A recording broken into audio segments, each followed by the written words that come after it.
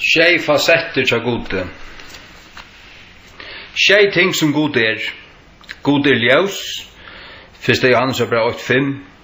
Gode er kærløyge. 1. Johannes brev 4:16 og 8. Gode er rattvise. 5. Mosebok 32:3-4. Gode er vrøye. Og gode er fyrstne. Nahum 8:2. Og åpenberingen 14:9-11. God er miskunn, Salmur 1:8. God er nøye, Hebreabrev 4:16. Og god er kraft og måttur, Salmur 3:8-4. God er ljus, god er kærløyge, god er rattvise, god er vrøye og fyrstne, god er miskunn, god er nøye, og god er kraft og måttur. Ja. God er ikke bare åkt. God er ikke bare gauur. Bare gau. Jo, han er gau. Alt som han gjør er godt. Men han er ikke bare til, altså. Da du sagt det, så har du ikke sagt alt om god. Og da du sagt det god er kærløyge, så har du heller ikke sagt alt om god. Han er kærløyge, ja, til hans hjerte. Men vrekar du hans kærløyga, vil du ikke av igjen gjøre, så først du hans vrøye. Vrøye. Og skal du ikke om hans ljus, så først du ut i myrskur. Avut myrskur til endan. Og du hever en avia sal. Det er det som er gode ljus, Johannes 8:5.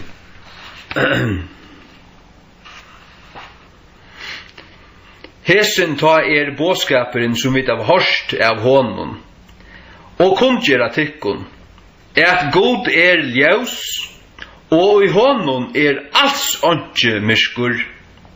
God er ljus. Det stender her, god er ljus, og i honom er alls åndsje myrskur. Alls åndsje myrskur. Ja. God er kærløyge, nummer 2. 1. Johannes 4:16. Og vi har kjent og tro til kærløyga som God hever til okkara. God er kærløyge, og han som dvølest i kærløyga, dvølest i gode, og god i honom.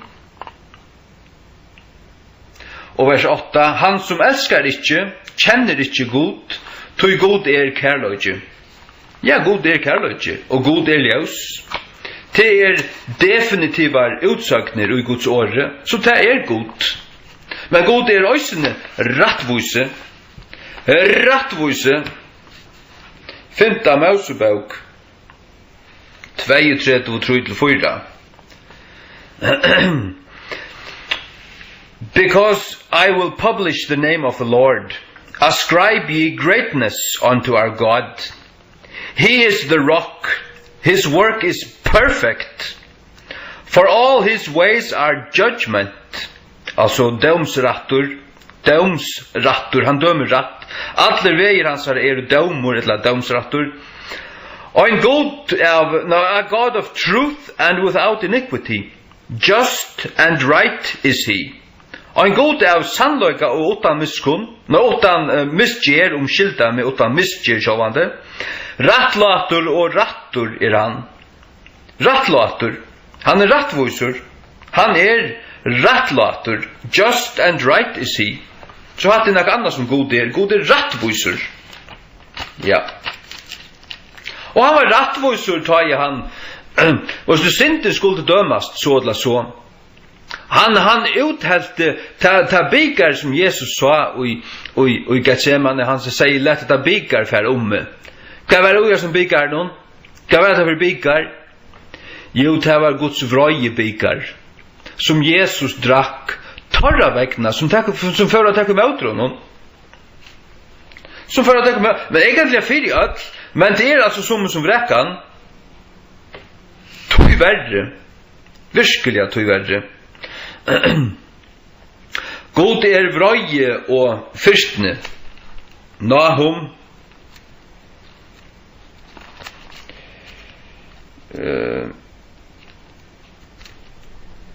Nahum 8:2, ja.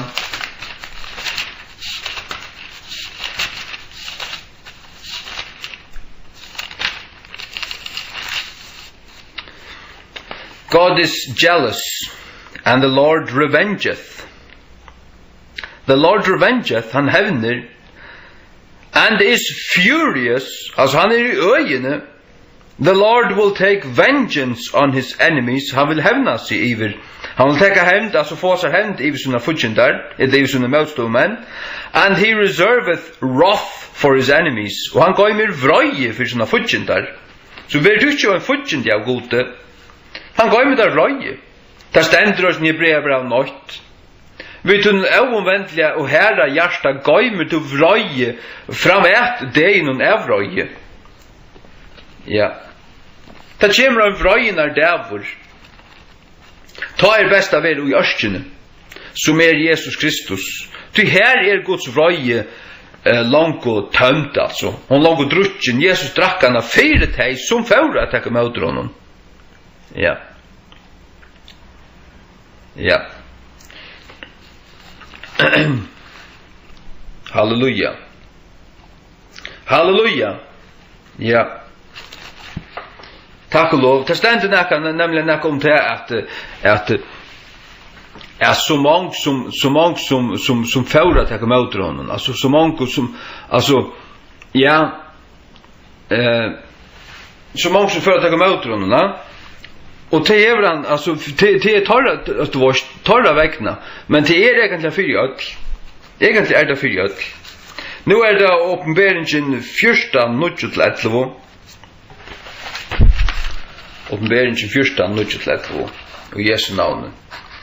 Og en tredje angelen fylte taimon, siande vi herrar rødt, om nekkar med våre tilbye djauri og mynd hans, og møttatje merskje hans og enne sutt, eller hans uina, hin samme skal drekke av vøynen av vrøyegods, som ver helt ut utan blanding inn I byggar herma vrøyes hansara, og han skal være punstlaver vi elde og svavule, og I nærveru hinna høyla av øngla, og I nærveru lamsins.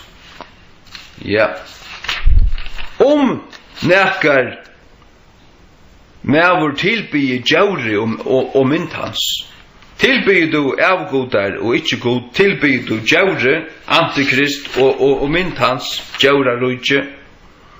Pavan og svika profeten, ja, så skal du få av Guds vrøye, vøyne, avblanda. God vrøye. Det han. Til han suja av honom. At han gjever vrøye, så han gav med vrøye til vrøyenarbød. Ja. God miskunn, Salmur 1:8. Ja, jeg viser til til at God hever en holdt. Han har 6 fasetter. Akkurat som Heilig Anden hever 6 fasetter. Og i det sørste tja Jesaja 11, 8-2. Salmur 1:8. God miskunn. Have mercy upon me, O God, according to thy loving kindness, according unto the multitude of thy tender mercies, blot out my transgressions. God is mercy. God miskunn. God nøye. Hebreabrev 4:16.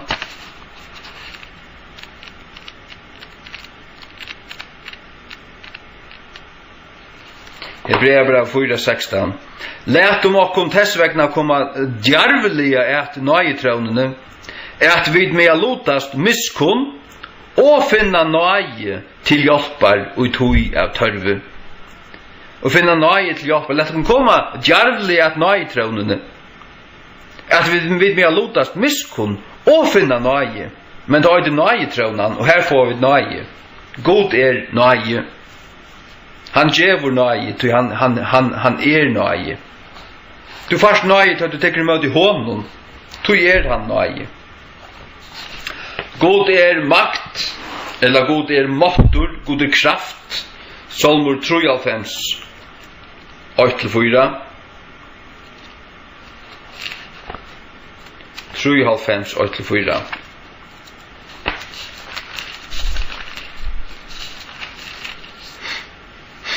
The Lord reigneth, He is clothed with majesty, the Lord is clothed with strength, wherewith he hath girded himself. The Lord also is established, the world also is established, that it cannot be moved. Thy throne is established of old, thou art from everlasting. The floods have lifted up, O Lord, the floods have lifted up their voice. The floods lift up their waves. The Lord on high is mightier than the noise of many waters, yea, than the mighty waves of the sea. Sørst du, flaunar og vattnene til falkasløyene, det sier åpenberingen noen, ta åpenberingen sier om kvinnerna som sitter av Skjefjell, og hun ræver sitter av, ja, at vattnene falkasløy, tjauer. Så Bibelen sier dere til at vatten tjauer. Og her stender så til at flauer og vatten røyser seg og litt opp sin rødt. Men så stender det vers 4 at Herren og hatten mektigere enn ljau av mangon vatten, altså.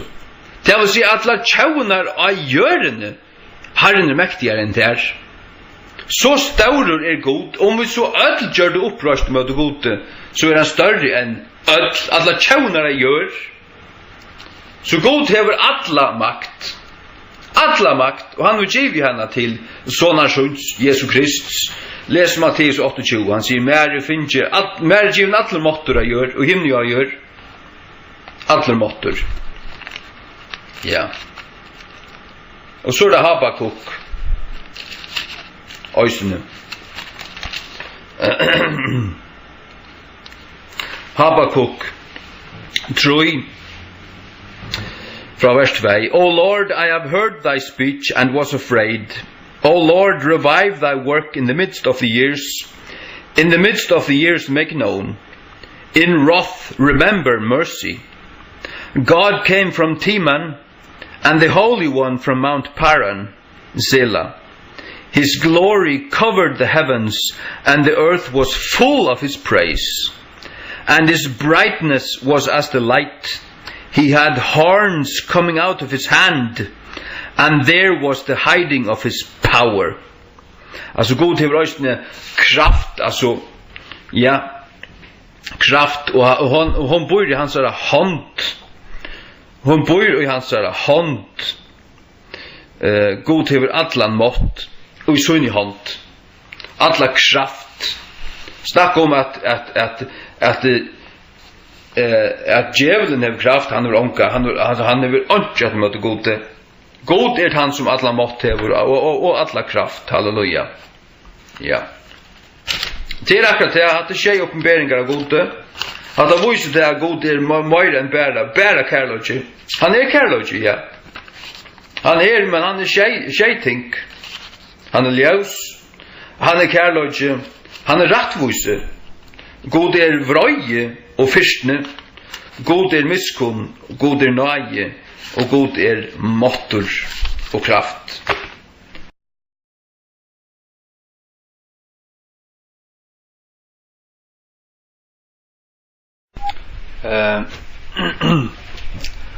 For en år siden tar jeg vært intervjuer et la. Jeg vært i vikskiftesendingsene ved Vatnhammer. Og så ble det lagt ut av heimasynet til kringkvarpen. Og så skriver jeg kringkvarpen Sjurur Høygård en øyelig ytler medvord. Øyelig ytler medvord. Det er kalt i ærmøyng. Det slett ikke en ytler medvord. Og ta jeg skjeldt om anstikter, ja, ta jo en ytler medvord. Ta jeg skjeldt om tikkere anstikter. Tikkere anstikter. Ta en ytler medvord. Men spyr til som kjenner meg, spyr til som jeg har kjent meg siste 20 årene. Spyr til som jeg arbeider sammen vi. Spyr til som kjenner meg i høver, altså. är tjuren yttlur med vi. Han kan väl onko du öl yttlur. Men är han alltid yttlur? Nej, det är han överhuvud inte. Överhuvud inte. Och allmäntliga roller. Ja. Jag lever inte upp om kvart som helst. Överhuvud inte. Jag går inte att det fallet till dattligt. Överhuvud inte. Men det kan komma fyra. Ankot det på så plats. Och tar det på så plats, ja så så värt det bara det. Så man det inte gång ilt av det. Det var bara det. Det var bara det. Och man är ytterligare skäldar om onko ting. Ytterligare, ja det ska valtast. Man är uppriven. Och vad är det som motiverar en till att hacka rötterna och fysa och ända bara lägga det ut alltså och låta tusentals av folk lustet och låta det här ut av portalarna och bara standa vitt och visa anlit och välvidande till att det kommer att kosta ögonen. Vad är det som driver en till det? Ja, det helt kringvarp kan ska vara hätur, borstlöjka och bara alltså outamta vröjer. Han hade bara en yttlur med över alltså. Han bara yttlur. Ja, nej, det kan säga det kom till släkt till. Grunden är att jag vet att det god kommer att döma det kun. Och jag vet att nej alltså jag vill låta allt land i höra sannolikan. Det är bara det. Det är egentligen det man avvärar folk. Man vet att det är ju vanta. Och ju vanta. För det gode. För det Guds vröje och för det Guds döme. Ja. Det har du själv inte nu. Det har du inte från att fortälla sig och liv över. Att god är en vröjnar god, att han är en dömare. Att hvis du lever i synd och älskar synd och främur synd, att det ska bli välstatt vid där, det blir inte välstatt vid här. Du färst i höjta svarta helvete. Och att fortälja det här till ta i det nu sannolikt. Det är inte hätur. Men det kärlöjt. Det är rämmaste kärlöjt i vad det är. Men det förstår inte bara så rävliga favor i det. Jag måste ta så vid gåmålfolk för att möta någon som hickar upp på mig vid förståelse. En tar det medaldrande, en tar prättegumän, medaldrande prättegumän, en tar gamla heimamissionsmän, hickar bara pura bytter på en.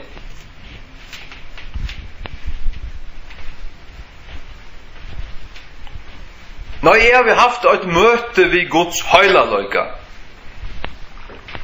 Jag har steg andligt landet vid Gud. Det har vi alltså. Jag upplever hans höjlalöjka. Jag upplever hans eld. Hans eld som bränner emot där. Ta han kommer alltså. Jag har ju jag känner ju inte till hans nöje och hans kärlöjka. Men God är östning öjande i eldur. Han är öjande i eldur. Och God är östning vröje. God är östning vröje. God är ljus. God är kärlöjke. God är ljus och allt och inte mysker i honom. Först är hans brev. God är kärlöjke. Först är hans brev.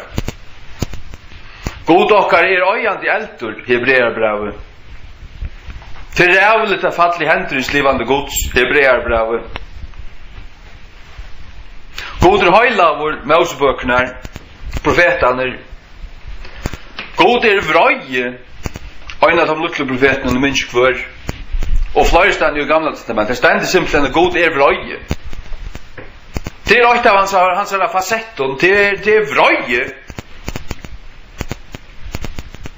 Og så sier det bare, ja, men hans vrøye stilla til hans soner døye for i okkara synder. Ja.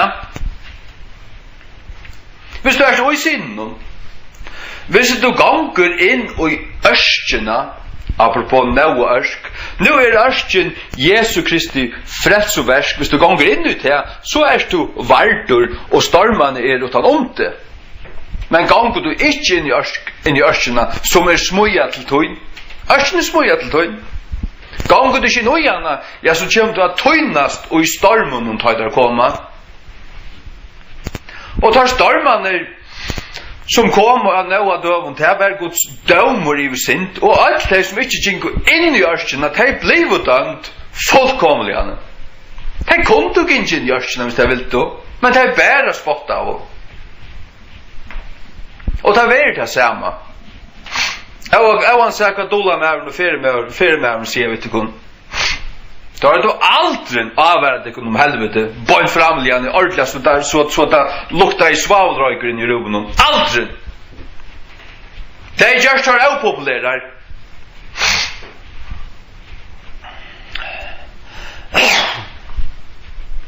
Det just slukar menn upopulære. Ikke ute etter å gå populærer. Ute etter å avvære afferja folk. Det døma det hvor stender bøyfer i framman. Jesu atterkomma nokkur få år inn i framtøyene. Nokkur høyt få år. Og tredje veraldar bare der stender bøyfer i framman. Jesu atterkomma for å komme nu. Høyt kjøtt. Og de som da ikke skriver i luftens bøk, de vera hiva jo i helvete.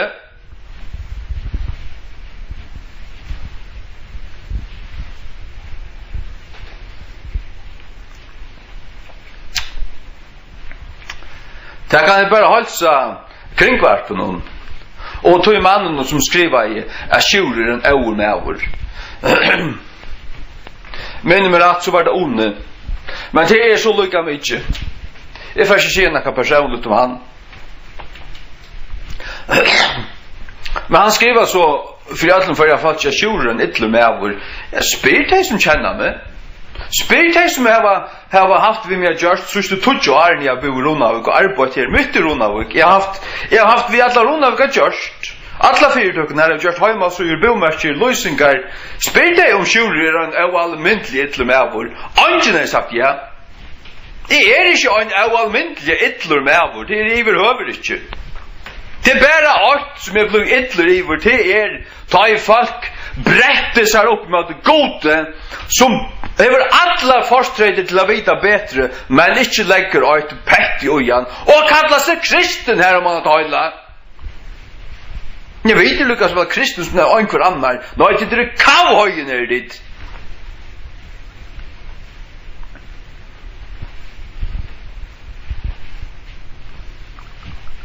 De kunne så dundrande få sin drav godsøtta ut i kun. Og badja dekara knø, og letja dekara handa hjärsta, og beja god så endelig om fyrirgjøving fyrir dekara, og hon skulle ha tremanskap.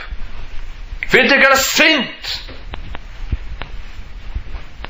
De kunne fyrir det første virkjent dekara sint.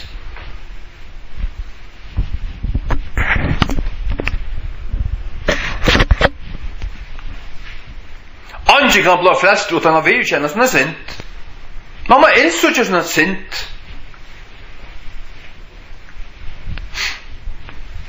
Og det nøye til å få tja øynene og hver syndere. Men han må ha brått i hjertet. Du kommer ikke ved en steinhøren og engrande hjerte og fast bæra sattargjer og halsebæt og salarbæt og bæra til vorst. Nei, hatt det passer slett ikke. God kommer til ikke nær, utan du hever det som Bibelen kallar åt sundur knust hjärsta. Sundur knust hjärsta. Det stender ikke i Isaiah 15. God boira høvun stegi, men øysne tja honom som hever sumtruknust hjärsta. Ja, her boir han boir altså en høv himne. Han sitter her og hakstur rauk, og i öllum skaparversen sitter Jehova God. Det hans navn. God allmåttue. Og Jesaja 6:15, for thus saith the high and lofty one that inhabiteth eternity, whose name is holy.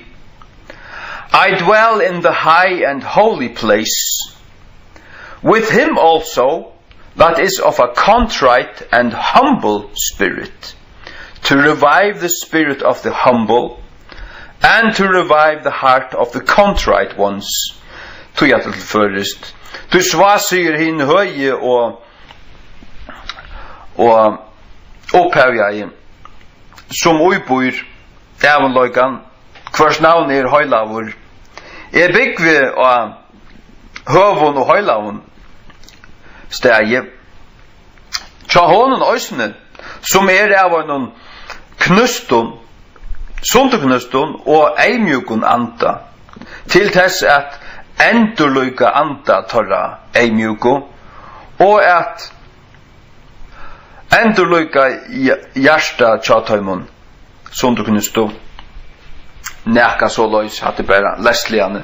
Men hatt det til God bor i himmelen, og han tenker bostad tjatøymun som sutja sinna synd og engra sinna synd. Og ein øysni ein frelstur, kjenner du God, hev du Guds nærvær og nær til her, så du alltid bråten om dina synd. Alltid. Ta du sørst, ta Guds ljus skoine sålas når at du sørst hvordan feilande og manglande du erst. Ta flennet du ikke bare etter. Nå, sånn det her bare. Ha. Nei, iver høver ikke. Du har alltid sorg om dina synd. Sjálf om du varst om du vaska, så det til, Herre, halga meg, Herre. Halga meg, Herre. Og det aldri at okra samt og hever glant. Der stender i Hebreabrevnen at åttan halgan skal ongen sutja god. Det ikke bare til at du, men jeg tåg meg til frelsene du i vaskaur. Nei. Ikke bare, altså det frelsene han og eie, jo. Men der stendur skriva, åttan halkan skal ongen sutja god. Der stendur skriva, og Hebreabrevnen. Hebreabrevnen. Ja, halkan.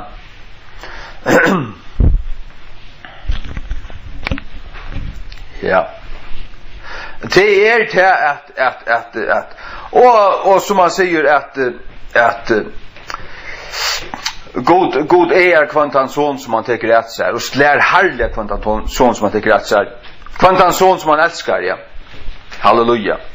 Slær herlig kvantan son som han teker rett seg. Og han okkur for vi skulle få lot i hans høylavøyga. Ja. God hever med, altså. Så det en fløyten hever han til. Så da daskar etter ui. Han med. Og han sier her, og i Hebreabrevnen 12, at om det åttan så det avekta på. Ikke sinner. Du omkant oppleva det at God hever det til. Tukta det til. Slige det. Ja, slige det. Så du ordentlig hever ilt. Du visste det var God som gjør det da. God sleite det. Og hala det til sånn. Vær noe ordentlig galen. Vær noe ordentlig. Du mot baden.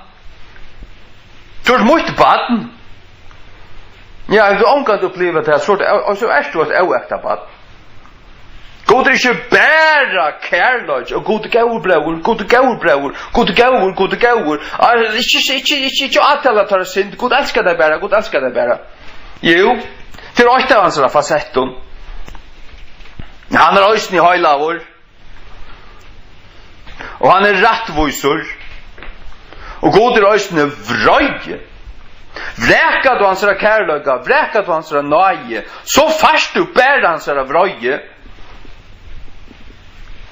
Och det är egentligen Guds vröje till att uppleva i helvete.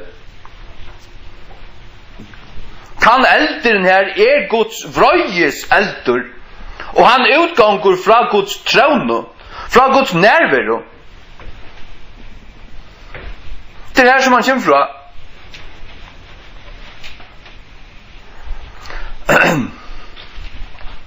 Ja, det ser man i Åpenbaringen 15 alltid.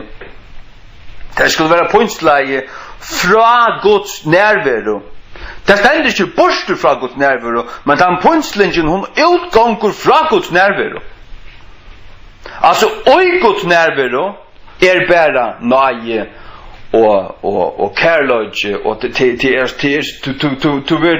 bara be av Guds nöje och kärlöga ta du erst rättvändor och vaskar och ständer honom när. Men erst honom inte när. Hev du valt hina syna, hev du vräka frälsarna och färst fortapt, så kommer du att uppleva hina syna av god. God hever skapt helvete för djävulen och änglar hans herre. Ikke till några människa, men de som vräka hans herre frälst, så de kommer få helvete som God hever skapt till djävularna och änglar, och till djävulen och änglar hans herre.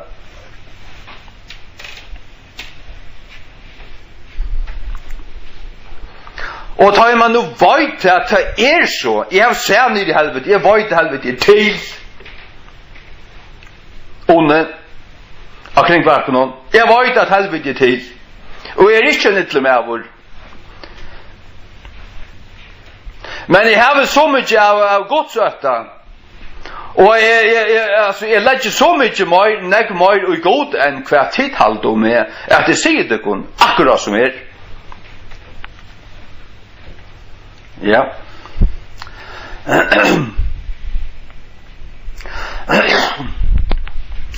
Det är det. Och det må helt vända om. Så Jesu återkomma ständer halt nær. Jesu återkomma ständer halt nær. Ja.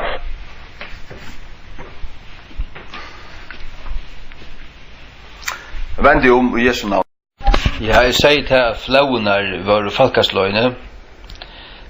Det skal lukka visa dara til Åpenbaringen 16 15. Og han sier vi med vattnene som du såst, hver skøtjan sitter, jo folk og fjölder og tjauer og tunkur.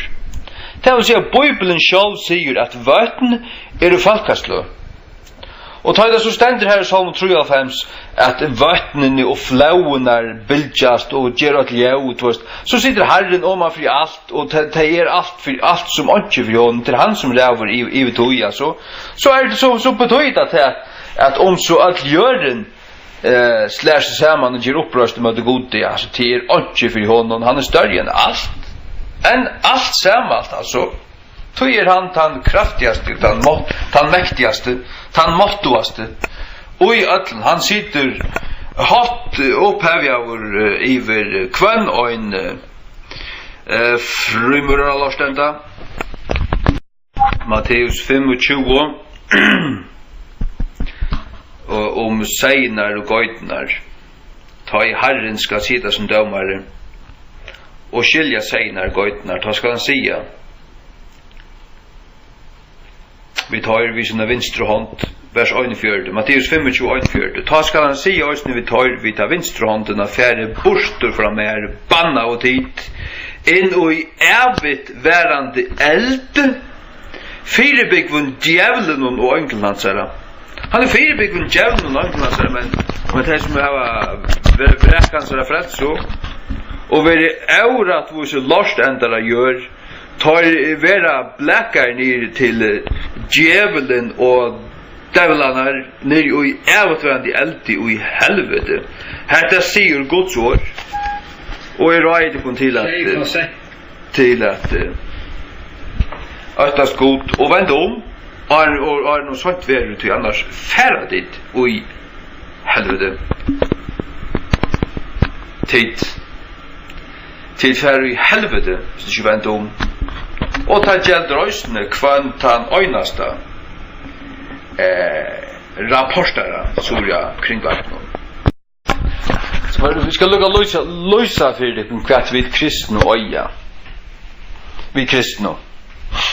Til som hokser om disse ting, og til som ikke kjenner dette, men til som kanskje føler at det akkurat her, men som enn bare hokser og ikke vorst. Jeg har arbeidet av en 4 korona ved 20 år. Jeg begynte i 9. januar 2004. Ja, nesten 20 år. Og vi er 30 manns. 30 tryggvande manns. Og vi er anket til vi er 4. Anket til vi er 4. Nå er vi altså vi er blitt 30 retter. Men og alt tryggvande som sier kjennast vel, arbeider vel sammen. Så hendte det her i februar måned stjåren fra kreft. Og han døg for en gauar vik siden, 2 viker siden også rett. Så får han. Kreften brøyte seg så kjøtt som var ikke kvett, og knapt så var han ferdig. Og da sørste han hei et holdt seg okken, med en la sjukhusen. Det var til han. Vi suttjast i himmelen. Og det var bare smuilas. Vi suttjast i himmelen. Det var lukka som bye-bye til oss. Det var suttjast. Noen få år så suttjast vi. Og han ferdig. Kona hans tryggvante. Og jeg gjør det grevar blæge. Hun sier, ikke gjør det svartkvitt. Hvor farvoi, vi skulle ha lovsanger, vi skulle ha festa. Så det var det som han ville. Hette ønsken sorg, altså, han er ferdig høy. Og det sier han også, han sier, ikke hukse om meg til at jeg får det godt. Til verre til hun som var etter. Sars du? Vi suttjast i himmelen. Og så er han ferdig, altså, jeg har arbeidet sammen med en 20 år, han var med ekvillige kærer, og en almindelig gauer med over. Jeg har ikke funnet bedre mann. Og altså gott menneske, et gott tryggvande menneske, holdt almindelig. Og ja, vi suttjast i himmelen. Hører du at det her? Og så er man veldig fyllt honom til grevar sjålvante. Ikke et tar, altså. Ikke et tar, nøy. Altså, det føles, altså, deier er han slett ikke. Han bare kroppen sånn. Han forsteier, han får en høy. Han pointes til et halvt år. Nøy, halvt år, man, fra februar og ut til 23. august. Halvt det var, det 24. men kjørt, ja. Og nå har han finnes det godt. Og han får en høy. Jeg tar i hukse om det, så smuiles det. Jeg smuiles, det synes han filmer, ja, han hver en gang spaserer av Jesus. Spaserer av Jesus. Fram i luftens og sånn, jeg kan prate om tingene. Og at jeg skal suttje han atter, holdt kjøtt, og ikke sorg. Vi suttjes til himmelen, nikker jeg bare til dere. Og ikke ha, ba, bø, og ikke, iver, høver ikke, og ikke. Jo, altså, anker til en klumper i halsen og søren dans som en affæren, det var nok så, det var rettelig trist, altså, som så, men allikevel ikke. Hatt er kjattnen i kristne trunne. Deien er ikke til, tjata om tryggvande. Tjata om frelsto. Tjast du? Altså, det skjøtta meg, jeg var sikker med å gjøre det bare, jeg leser ikke ut da. Så skal jeg bli det. Fortell jeg at før jeg falt ikke sannløyken av Guds åre, om det så at for hette meg, det tår jeg vel. Det tår jeg vel, jeg har ikke døttast, jeg har bare øynet døttast til god allmektige. Jeg har ikke spørre han. Og da jeg sier at i øttestand, så det til at jeg var ufattelig djupa respekt for henne. Det det som jeg mener vi at jeg sier at i øttestand.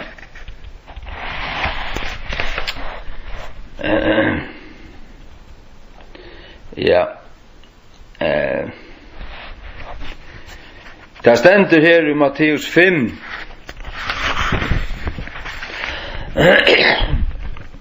Det stendur I Matteus 5.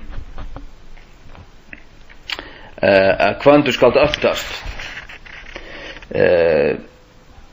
Det stendur her at Bojan. Ja, halleluja. Hver I Matteus 5 stendur da, hvor dette egin som snirata på denne veien.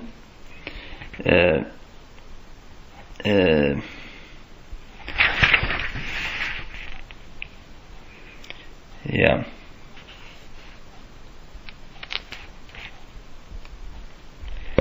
Og jeg stedet ta vær Matteus 28. Og øttest ikke tar som drepa likam, men øy føre for å drepa salene. Men heldur øttest han som føre for at øya bæge sal og likam i helvete. Altså, vi skulle ikke øttest tar som kunne drepa likam til mennesker, til hver annan. Vi skulle ikke øttest hver annan.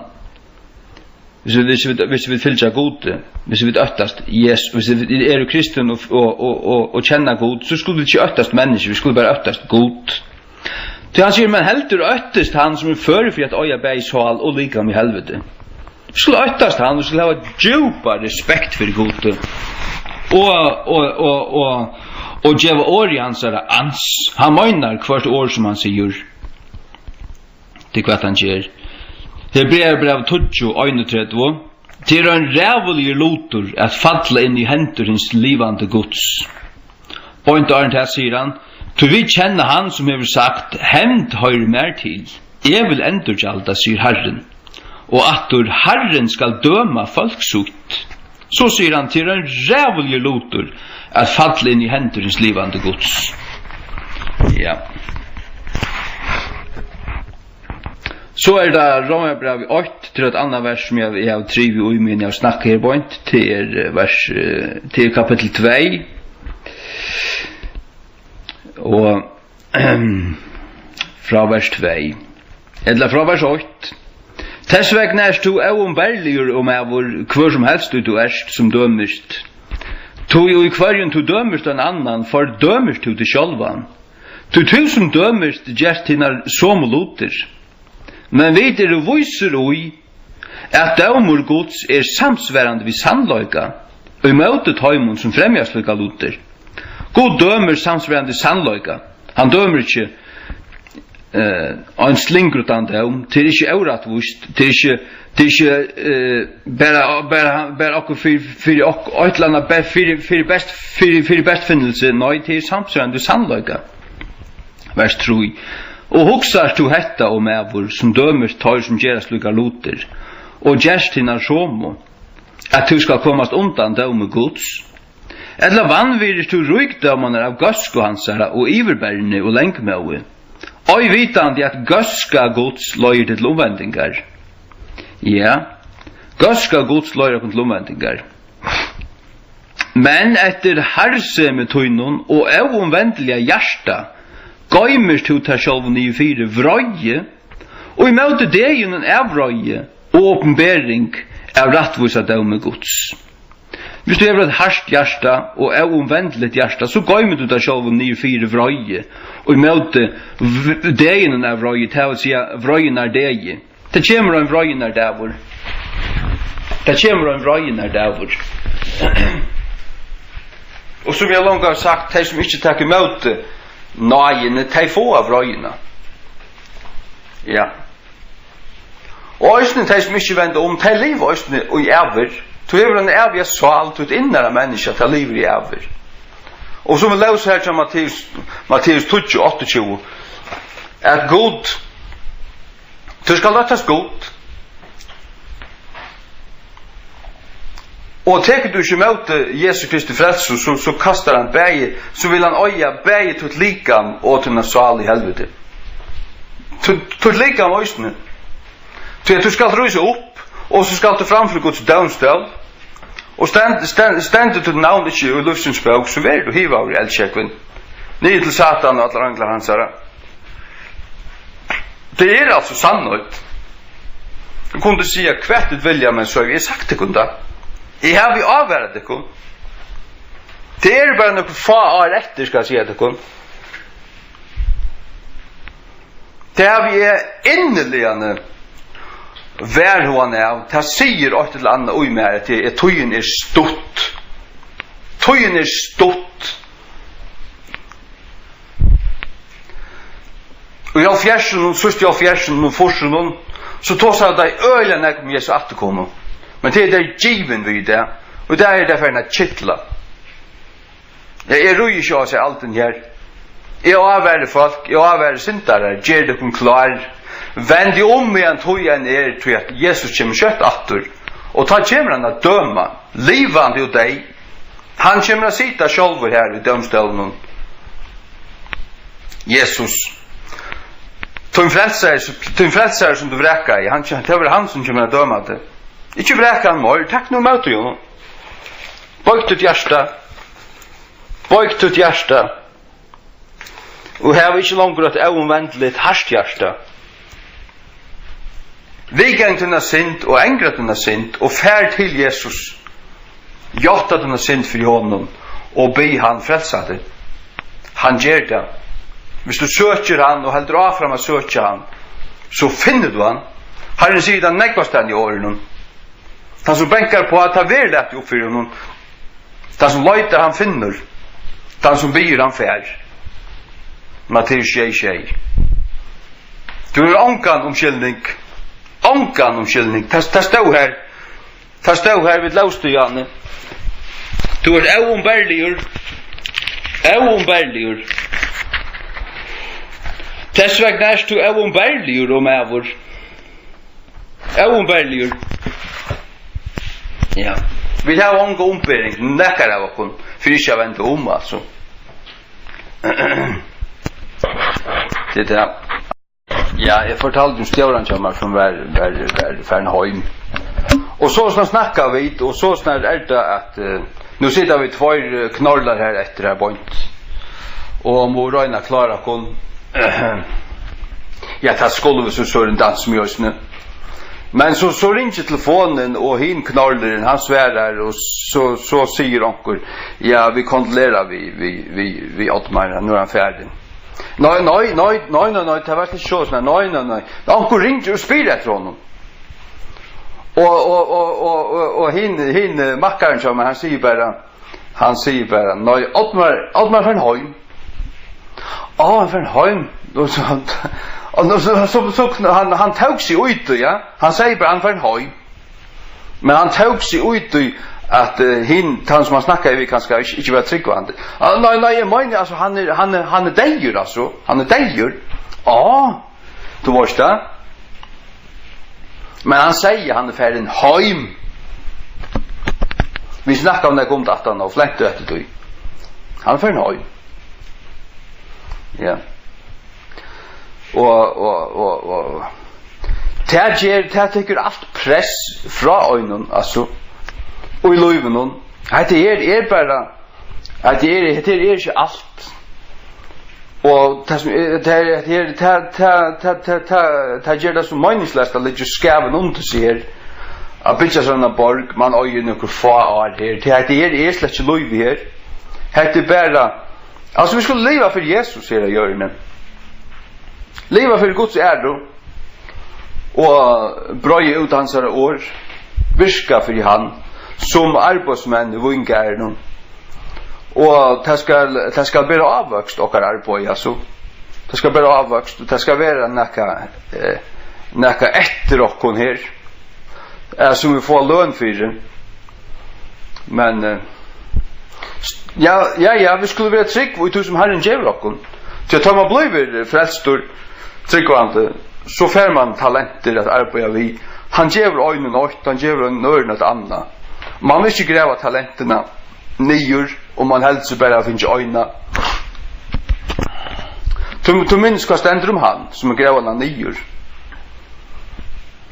han blev blackad ut han fick låt sig vi tar man vantryggvande gråt och tanna grus. Kvart det? Till fortappelse. Ja. Det fikk han altså. Nei, så vi må være trygg. Ja. Men det kan også være til at du det som du til bare en familiepappe. Du ber vi bøtten og tar legge deg sova. Du leser noen bibelsøver for dem. Du løy deg i sundagsskolen kanskje.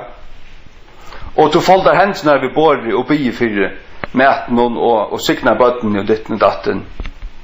Og du ikke finner noe annet. Du er ikke en eldste brøver. Noen måned i høyt. Du ikke begynner til alle kanskje. Kanskje du dår ikke det her. Men vær trygg hvor her som du kanst. Akkurat kanst du. Og det er akkurat som Jesus sier at han som skammast vi han for mannen. Han skammast vi for feir, sønnen og ønkelen hans er. Så at det er egentlig at folk ikke vil virke for Jesus, så er det at de skammast vi han. Det skal stå en dans som ikke skammast vi Jesus. Jeg var i noen arbeidsfunte klokka 3 i det jeg kan stelle. Skal gjøre okkur en baslokksord. Og så snakka vi til her i 2 timer. Og gau funtur, lattur, glævur funtur, drekka kaffe, prat om tingene jeg på et atter fram. Og så skal jeg takka for meg, og det kommer bare ur meg, altså. Jeg lar meg nå halsa det kun ordentligt. Så sier Jesu pappa vil tjatekon. Jesu pappa vil tjatekon. Og tar bare, jo, takk og lykka mat, altså, det der, altså, tvorsta. Og en av henne, midt under fonden, det var lykka som tøgn. Jeg sier bare, ja, halleluja, altså halleluja, sier bare, halleluja. Jeg lærte dem køyre av å gjøre. Så løsner atle er mer av altså. Det er bare halleluja, og Jesus tjate kunne så nekka. Ja. Jesus var siktet det kunne så ritt. Bare så bønt ut pjøkanen, altså. Og Jesu navn, det skal ikke skammast til Jesus. Altså, det lukka mykje om hva folk, om det er tryggvandig eller ikke, altså. Kommer det vi prater med Jesus, så skulle det, altså, få å tøvna et røntflagg, altså. Jeg kjenner Jesus, og jeg skammast ikke ved han. Det skal øyne kvar få å vite. Ja. Amen.